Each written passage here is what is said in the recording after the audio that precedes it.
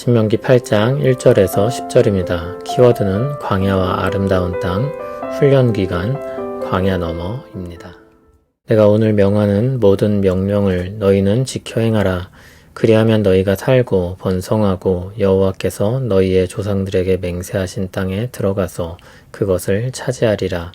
내 하나님 여호와께서 이 40년 동안에 내게 광야 길을 걷게 하신 것을 기억하라. 이는 너를 낮추시며 너를 시험하사 내 마음이 어떠한지 그 명령을 지키는지 지키지 않는지 알려 하심이라. 너를 낮추시며 너를 줄이게 하시며 또 너도 알지 못하며 내 조상들도 알지 못하던 만나를 내게 먹이신 것은 사람이 떡으로만 사는 것이 아니요 여호와의 입에서 나오는 모든 말씀으로 사는 줄을 내가 알게 하려 하심이니라. 이 40년 동안에 내 의복이 헤어지지 아니하였고 내 발이 부르트지 아니하였느니라. 너는 사람이 그 아들을 징계함 같이 내 하나님 여호와께서 너를 징계하시는 줄 마음에 생각하고 내 하나님 여호와의 명령을 지켜 그의 길을 따라가며 그를 경외할지니라. 내 하나님 여호와께서 너를 아름다운 땅에 이르게 하시나니 그곳은 골짜기든지 산지든지 시내와 분천과 샘이 흐르고 밀과 보리의 소산지요 포도와 무화과와 석류와 감람나무와 꿀의 소산지라. 내가 먹을 것에 모자람이 없고 내게 아무 부족함이 없는 땅이며 그 땅의 돌은 철이요 산에서는 동을 캘 것이라. 내가 먹어서 배부르고 내 하나님 여호와께서 옥토를 내게 주셨으므로 말미암아 그를 찬송하리라. 아멘. 이스라엘은 광야를 어떻게 돌아보고 약속의 땅을 어떻게 내다봐야 할까요? 오늘 말씀을 통해 그 내용을 살펴보겠습니다. 재차 순종의 명령이 주어지면서 하나님께서 그 땅을 차지하게 하실 약속을 확언합니다. 순종하는 자는 약속된 땅을 차지하게 될 것입니다. 약속의 말씀을 먼저 선포하고 광야와 아름다운 약속의 땅을 보게 합니다. 먼저 광야를 어떻게 기억하게 하십니까? 광야 40년은 하나님께서 이스라엘을 낮추시고 시험하신 기간입니다.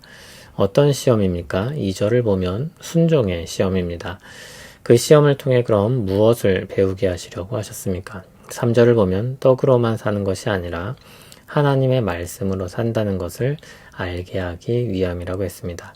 하나님께서 진정 생명의 공급자이심을 배우게 하신 시기였습니다. 그래서 만나를 내려 먹이신 것입니다. 또 4절을 보면 하나님은 그 기간 동안 이스라엘의 의복을 헤어지지 않게 하셨고 그들의 발을 부르트지 않게 하셨습니다. 그러나 이스라엘은 불순종했고 하나님의 징계를 받게 되었습니다. 징계는 부모가 자녀에게 내리는 사랑의 행위입니다. 물론 여기서는 자기 분을 못 이겨 폭력을 행사하는 그런 징계를 뜻하지 않습니다.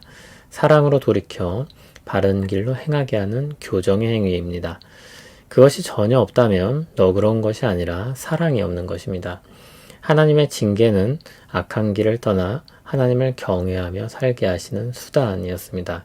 그리고 또한 징계가 있다는 것은 광야 기간 동안 하나님께서 그들을 돌보시고 이끄신다는 증거이기도 합니다. 이스라엘 다음 세대는 부모의 전철을 밟지 않고 역사를 통해 배우고 순종의 복된 길로 가라고 말씀합니다. 한편 그들이 들어갈 아름다운 땅에 대해서도 말씀하십니다. 이스라엘은 불순종했지만 새로운 세대는 그 땅으로 들어가게 됩니다. 하나님의 은혜입니다. 하나님은 계속해서 언약을 신실하게 이행 중이십니다. 그들을 들어가게 하실 땅은 물이 풍족한 열매가 많은 땅으로서 먹을 것에 모자람이 없고 부족함이 없는 땅입니다. 또한 철과 동이 매장된 땅입니다. 척박한 광야와는 완전히 다른 땅입니다. 이스라엘은 그 풍족한 가운데서도 하나님을 잊지 않고 경외하며 살아야 할 것입니다. 이를 위해 하나님의 말씀은 필수입니다. 순종은 착해서 되는 것도 아니고 알면 저절로 되는 것도 아닙니다. 하나님의 역사와 말씀을 기억하고 훈련해야 합니다. 또한 공급하시는 하나님의 은혜가 필요합니다.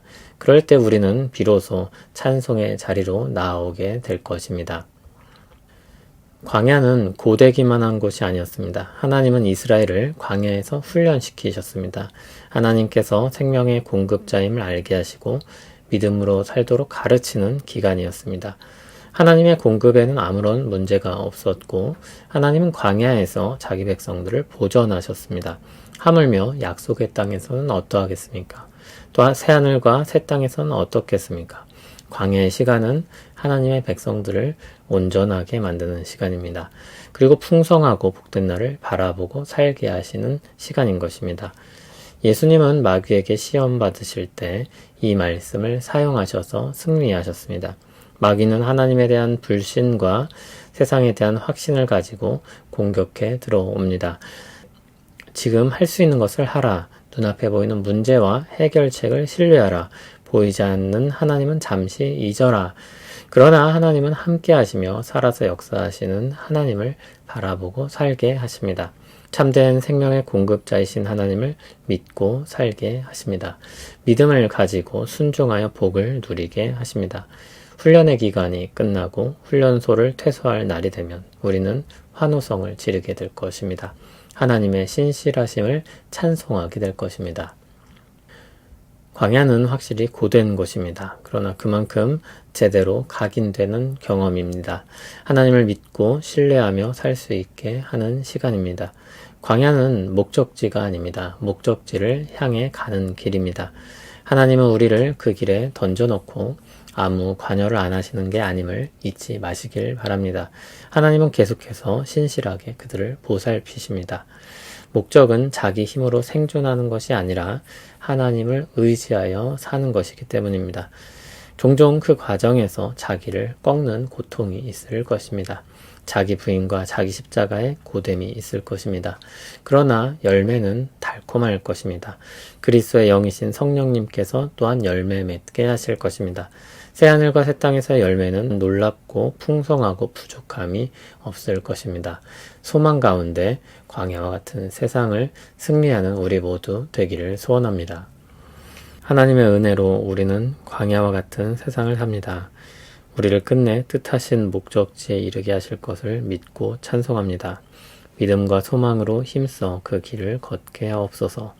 지친 마음엔 위로와 힘을 주시고 감사가 넘칠 때는 더욱 찬양하게 하옵소서. 하나님이 주시는 것으로 살아감을 기억하며 오늘도 생명의 공급자이신 주님을 바라봅니다. 은혜 내려 주시옵소서. 예수님 이름으로 기도합니다. 아멘.